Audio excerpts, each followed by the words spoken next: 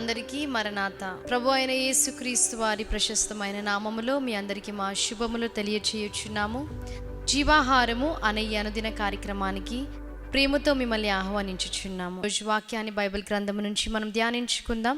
యెషయా గ్రంథము 53వ అధ్యాయము 12వ వచనం చివరి భాగము. అతిక్రమము చేయు వారిలో ఎంచబడిన వాడాయను, అనేకుల పాపమును భరించుచు తిరుగుబాటు చేసిన వారిని గూర్చి విజ్ఞాపనము చేసెను. ఈ మాటలు మనకి లూకాసు వార్త 22వ అధ్యాయము 37వ వచనములో మనకి కనబడుచున్నవి. ఆయన అక్రమకారులలో ఒకడుగా ఎంచబడెను అని వ్రాయబడిన మాట నా యందు నెరవేరవలసి ఉన్నది. ఏలయనగా నన్ను గూర్చిన సంగతి సమాప్తమవుచున్నదని మీతో చెప్పుచున్నాను. నేను అక్రమకారుల ఒకడుగా ఎంచబడెను అని వ్రాయబడిన మాట నా యందు నెరవేరవలసి ఉందని దేవాతి దేవుడు ఇక్కడ చెప్పడం మనము చూస్తాం. ఆయన ఏ తప్పు చేయలేదు, ఆయనలో ఏ పాపము లేదు.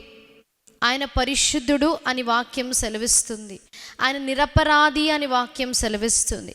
ఆయన నీతిమంతుడు అని వాక్యం సెలవిస్తుంది. కానీ అతిక్రమము చేయు వారిలో ఒకడిగా ఆయన ఎంచబడెను అని యెషయా గ్రంథము 53వ అధ్యాయంలో మనము చదువుకున్నాం. దేవాతి దేవుడు తన వాడుక చొప్పున ఒలీవల కొండకు ప్రార్థన చేయడానికి శిష్యులతో పాటు వెళ్ళడం మనము చూస్తాం. ఆయన ప్రార్థన చేస్తున్నప్పుడు ఇక్కడ వాక్యము సెలవిస్తుంది, ఆయన చెమట రక్త బిందుల వలె ఆయను అని వాక్యం సెలవిస్తుంది. ఆయన మరి మోకాళ్ళుండి దేవాతి దేవుని దగ్గర ప్రార్థన చేయడం మనము చూస్తాం. దేవా, నీ చిత్తమే సిద్ధించునుగాక, నా చిత్తము కాదు, నా ఇష్టము కాదు, కానీ నీ చిత్తమే సిద్ధించునుగాక అని ఆయన ప్రార్థన చేయుచున్నాడు. నీ చిత్తమైతే ఈ గిన్నెని నా యొద్ద నుండి తీసివేయమని ప్రార్థన చేస్తున్నాడు. లోకములో మానవుడిగా మరి దేవుడు దిగి వచ్చినప్పటికీ ఆయన ఈ రీతిగా ప్రార్థన చేస్తున్నాడు. దేవుని చిత్తానుసారముగా ఆయన జీవించి ఉన్నాడు. ఆయన చిత్తము నెరవేర్చడానికి మాత్రమే ఆయన వచ్చి ఉన్నాడు. ఇప్పుడు కూడా దేవా, నీ చిత్తం అయితేనే ఈ గిన్నెను నా నుంచి తొలగించండి అని ప్రార్థన చేస్తున్నాడు. ఈ సమయంలో మనము చూచినట్లయితే దేవదూత వచ్చి ఆయనను బలపరిచింది. మన బలహీన సమయములో దేవుడు మనల్ని బలపరిచే దేవుడిగా ఉన్నాడు. ఏలియాని కూడా మనము చూచినప్పుడు మరణపేక్ష గలవాడై నా ప్రాణము తీసుకోమని ప్రార్థన చేసిన సమయంలో దేవదూత వచ్చి ఆయనను బలపరచడం మనము చూస్తాం. ఇక్కడ దేవుని కూడా దేవదూత వచ్చి బలపరిచింది అని రాసి ఉంది.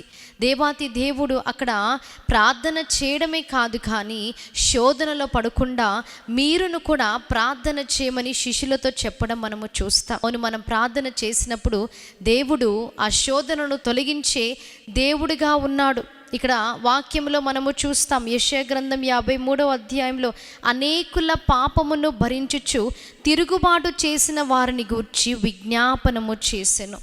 లోక పాపమును మోసుకొని పోవుచున్న దేవుని గొర్రెపిల్ల అని యోహాను ఇక్కడ యేసుక్రీస్తు ప్రభువుని గూర్చి అనడం మనము చూస్తాం. యోహాను సువార్త 1వ అధ్యాయం 29వ వచనంలో సర్వ మానవాళి పాపాల నిమిత్తమై ఆ దేవాతి దేవుడు పాపిగా మారెను. మన నిమిత్తమై, మన రక్షణ నిమిత్తమై ఆయన ఎటువంటి పాపము లేని ఆయన పాపిగా మారెను. కాబట్టి మనము కూడా ఆ దేవాతి దేవుని దగ్గరికి ఎటువంటి పాపము లేకుండా, ఈ లోక పాపము అంటకుండా నీతిమంతులుగా మనము జీవించాలని, పరిశుద్ధుడు ఇంకను పరిశుద్ధంగా జీవించాలని వాక్యము సెలవిస్తుంది. మన దేవుడు పరిశుద్ధుడు కాబట్టి మనము కూడా అలాగున జీవించవలసి ఉంది. ఇక్కడ వాక్యంలో మనము చూచినట్లయితే అనేకుల నిమిత్తమే ఆయన విజ్ఞాపన ప్రార్థన చేసి ఉన్నాడంట. ఎందరైతే తిరుగుబాటు చేశారో వారి నిమిత్తమై విజ్ఞాపన ప్రార్థన చేసి ఉన్నాడు. అవును, ఆయన మన నిమిత్తమై ప్రార్థన చేసి ఉన్నాడు. తండ్రి, వీరేమి చేయుచున్నారో వీరు ఎరుగరు గనుక వీరిని క్షమించమని ప్రార్థన చేశాడు. ఎంత గొప్ప ప్రార్థన! ఎంతోమంది ప్రజలందరూ కూడా అని అక్కడ రాస్తుంది. ఆయనను హింసించి ఉన్నారు, బాధ పెట్టి ఉన్నారు. ఆయన చేతులకి మేకులు, ఆయన తలకి ముళ్ళ కిరీటం పెట్టి ఉన్నారు, కాళ్ళకు మేకులని మనము చూస్తున్నాము. ఆయనను కొరడాలతో కొట్టి ఉన్నారు. అయినప్పటికీ ఆయన ఏమీ కూడా మాట్లాడకుండా, ఆయన ముఖము మీద ఉమ్మి వేసినప్పటికీ ఏమీ కూడా మాట్లాడకుండా, తండ్రి వీరేమి చేయుచున్నారో వీరు ఎరుగరు గనుక వీరిని క్షమించమని ప్రార్థన చేస్తున్నారు. అవును, దేవాతి దేవుడు మన నిమిత్తమై ప్రార్థన చేసి ఉన్నారు. అలాగునే ఆయన నిమిత్తమై ఆయన ప్రార్థన చేసి ఉన్నాడు. అలాగనే మనని కూడా ప్రార్థనలో మరి శోధనలో పడకుండా ప్రార్థించమని ఆయన వేడుకున్నారు. కాబట్టి ఎట్టి శోధనను మనం జయించాలన్నా అది ప్రార్థన ద్వారానే సఫలం అవుతుంది. కాబట్టి దేవాతి దేవుడు ఈ ఉదయకాల సమయమున మీ అందరితో మాట్లాడుచున్నారు. మీరు ప్రార్థన చేయండి, శోధనలో పడకుండా ప్రార్థన చేయమని దేవుడు తెలియచేస్తున్నారు. ఇటు వాక్య వర్తమానాన్ని దేవుడు మీ వినికిడిలో హృదయంలో భద్రపరిచి నీరు కట్టి ఫలింపులోనికి తీసుకొని వచ్చునుగాక.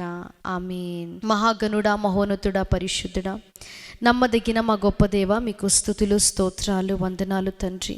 అతిక్రమము చేయువారిలో ఒకడిగా దేవా మీరు ఎంచబడినప్పటికీ దేవా లోక పాపములను మోసుకొని పోవుచున్న దేవుని గొర్రెపిల్లగా దేవా తిరుగుబాటు చేసిన వారి నిమిత్తమై విజ్ఞాపన ప్రార్థన చేసిన గొప్ప దేవుడుగా మీరున్నారు. అందుని బట్టి మీకు స్తుతులు తండ్రి. దేవా తండ్రి చిత్తానుసారముగా జీవించిన మా గొప్ప దేవ మీకు స్తుతులనైనా దేవా మీ నిమిత్తమై ప్రార్థన చేసి ఉన్నారు. దేవా మా నిమిత్తమై ప్రార్థన చేసి ఉన్నారు. అలాగే మమ్మల్ని కూడా శోధనలో పడకుండా ప్రార్థన చేసుకోమని చెప్పినారు. అందుని బట్టి మీకు స్తుతులు, స్తోత్రాలు. విన్న వాక్యాన్ని ప్రతి ఒక్కరి హృదయంలో తండ్రి నీరు కట్టి దేవ ఫలింపులోనికి తీసుకొని రండి. నజరేయుడైన యేసుక్రీస్తు నామములో అడిగి వేడుకుంటున్నాం ప్రియ పరలోకపు తండ్రి. ఆమేన్. అందరికీ మరణాత. దేవుడి మిమ్మల్ని అందరినీ దీవించి ఆశీర్వదించును గాక. ఆమేన్.